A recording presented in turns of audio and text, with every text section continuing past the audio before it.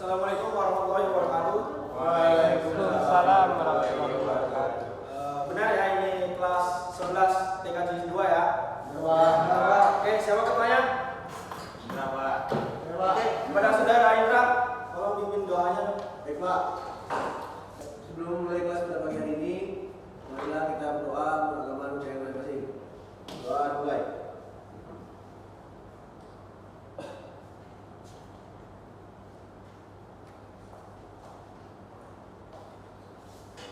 Doa selesai. Oke, di sini ada yang udah kenal dengan Bapak? Belum, Pak. Langsung. Belum kenal? Belum, Pak. Oke, jadi nama Bapak Didi Prasetyo, Bapak tinggal di Tunggul Hitam. Kebetulan Bapak di sini sebagai mahasiswa magang dari Universitas Padang. Nah, ada pepatah mengatakan tak kenal maka tak sayang, alangkah baiknya kita kenalan, oke?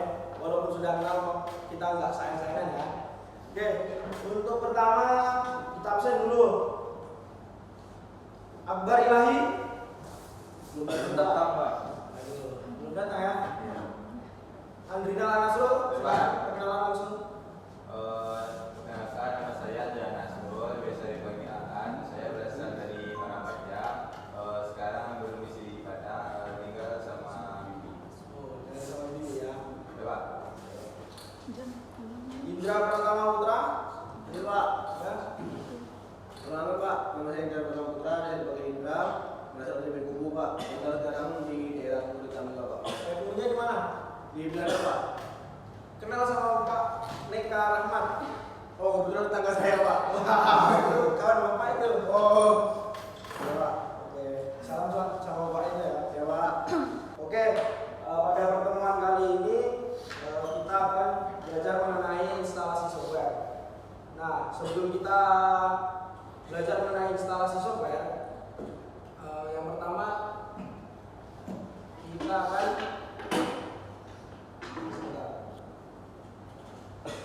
akan belajar mengenai pengenalan software dulu ya. Oke, nggak mungkin dong kita akan melakukan instalasi software tapi kita tidak kenal sama apa itu software. Nah,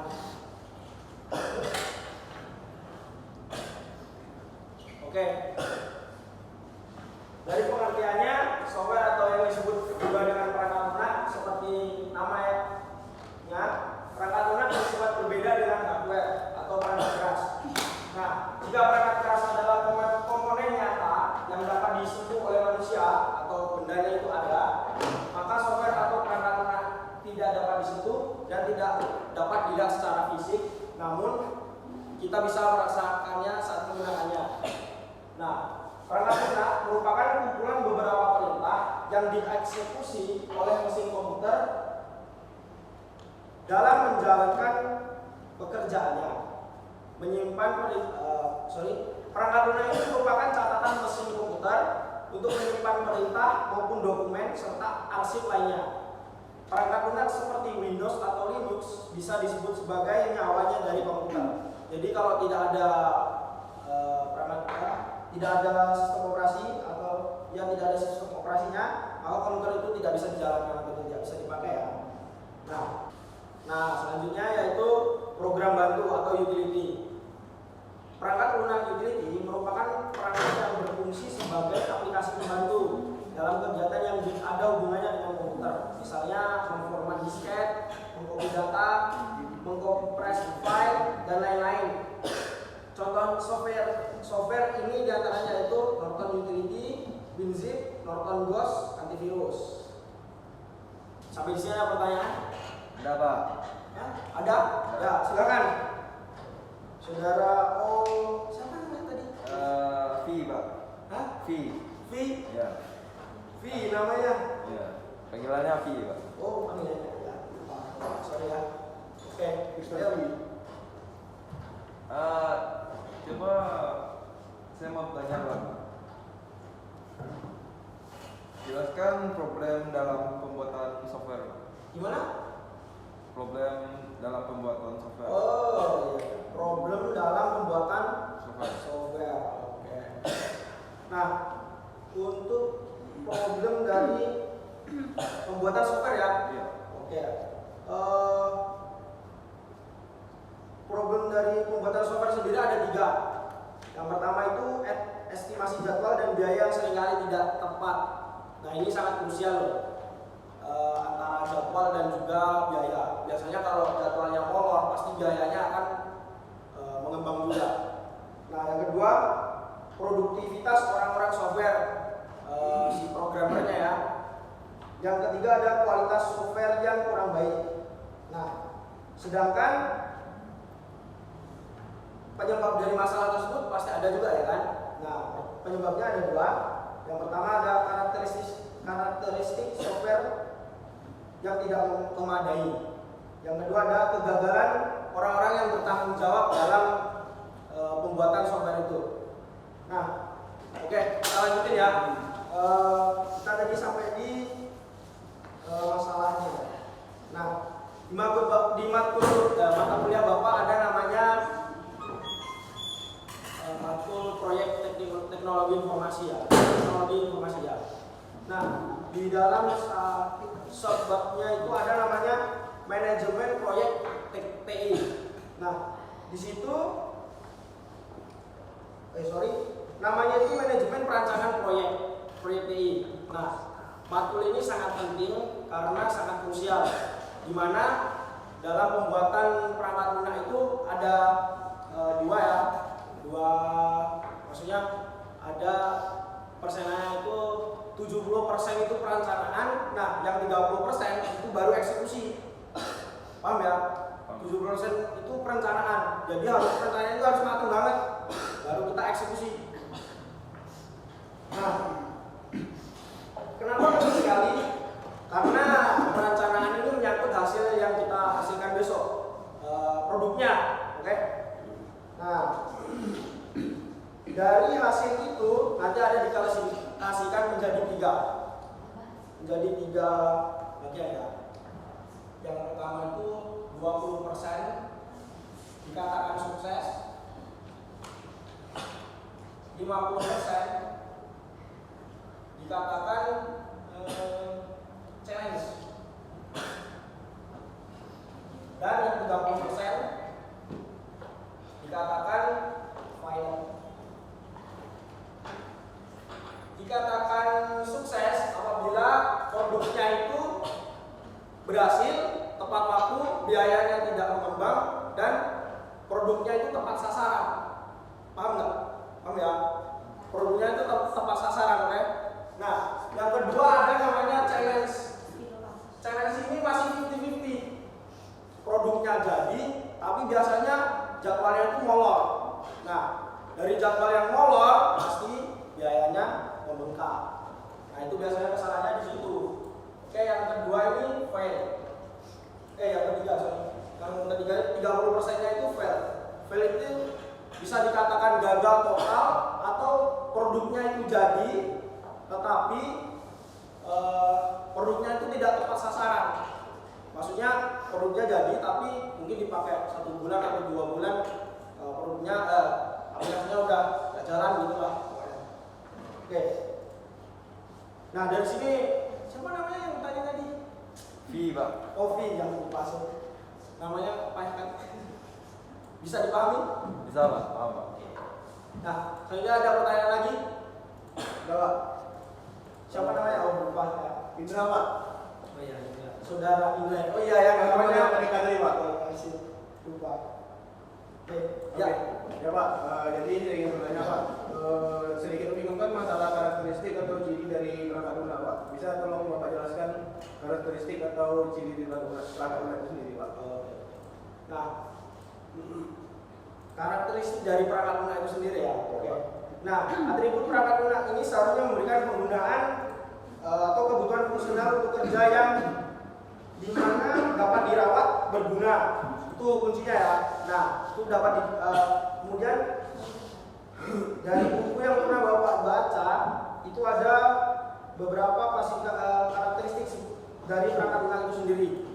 Yang pertama ada maintainability atau dapat dirawat. Nah, perangkat lunak itu harus bisa dirawat.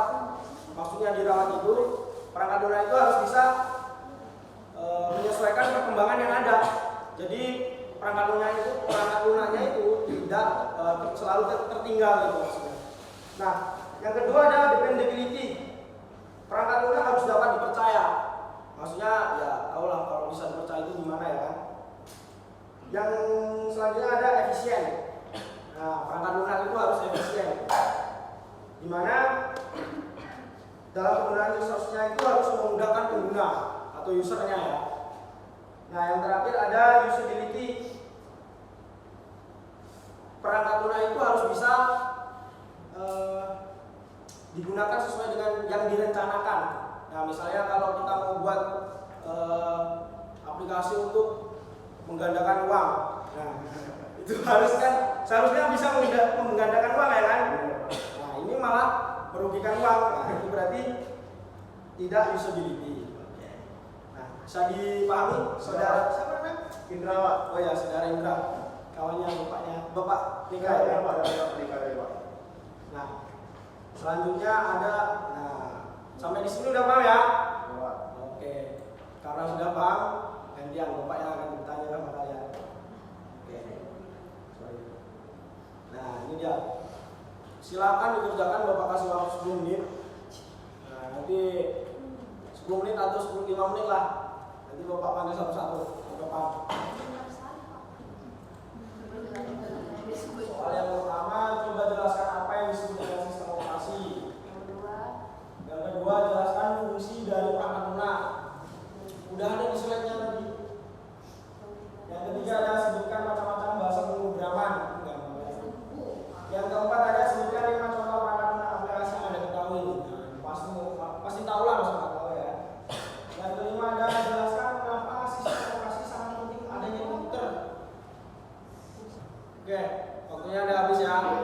Nah, silakan tanpa Bapak tunjuk dulu siapa yang mau jawab pertanyaan nomor 1. Maju ke depan ya. Saya Pak. Oh, siapa yang mau lupa? Oh Iya Pak, Bintang Ferozi Pak. Bintang Ferozi. Panggilannya V. Oke. Ayo. Pertanyaannya, coba jelaskan apa yang dimaksud dengan apa yang disebut dengan sistem operasi. Yang disebut dengan sistem operasi menurut Tabas Ali Pangira dan Doni Arius dalam sistem operasi Pertanyaannya, jelaskan fungsi dari perangkat lunak. Nomor 2, jelaskan fungsi dari perangkat lunak. Fungsi dari perangkat lunak yaitu memproses data. Ya, saudara Desi. Desi kan namanya tadi? Iya, Yang Pak. terakhir pertemuan. Ayo, maju ke depan. Pertanyaannya, sebutkan macam-macam bahasa pemrograman. Baiklah. Sebutkan macam-macam bahasa pemrograman. Bahasa pemrograman yang Oke, Pak. Oke, saudara Indra. Sebutkan 5 contoh perangkat lunak aplikasi yang Anda ketahui.